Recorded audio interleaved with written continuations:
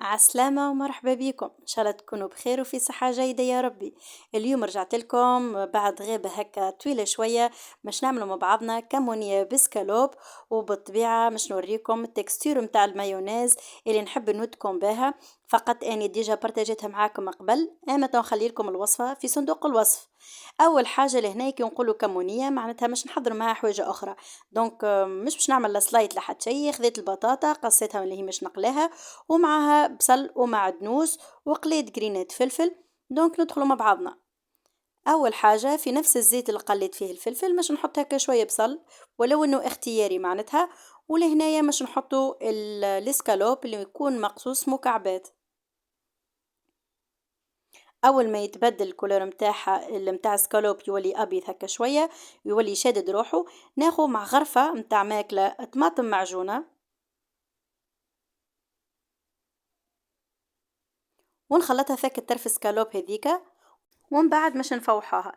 بالنسبة للفحات لهنايا خذيت شوية كركم، شوية فلفل مرحي يكون حسب الرغبة، يحب حار ولا يحب معتدل، شوية ملح، وما ننساوش الفلفل الأكحل، الفلفل الأسود.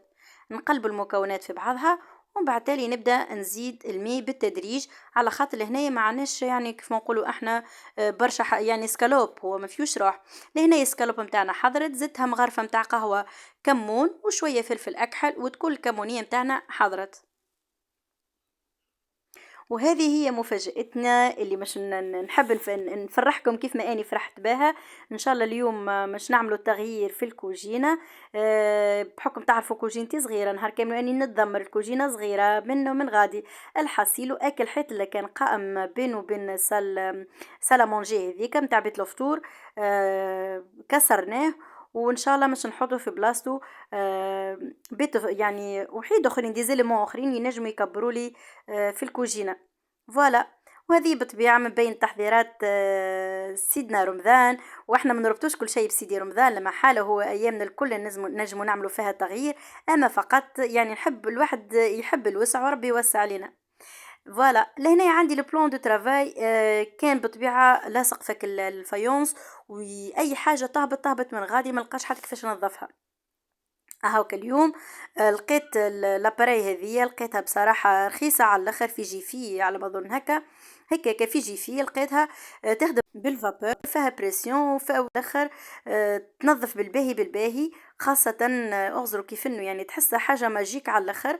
فابور مي سخون على الاخر، والبريسيون اللي تسيبوا الآلة هذيك تنظفه لك من غير لا مجهود لا بدني ولا عضلي.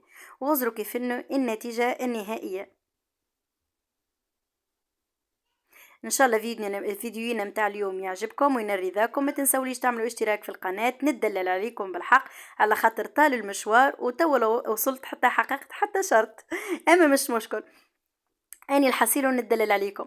وهذه هي النتيجة النهائية متاع الكوجينة، مش النهائية قبل النهائي بطبيعة. وان شاء الله في فيديو جاي تلقاو جديد. تو متبقى كان نقولكم بسلامة.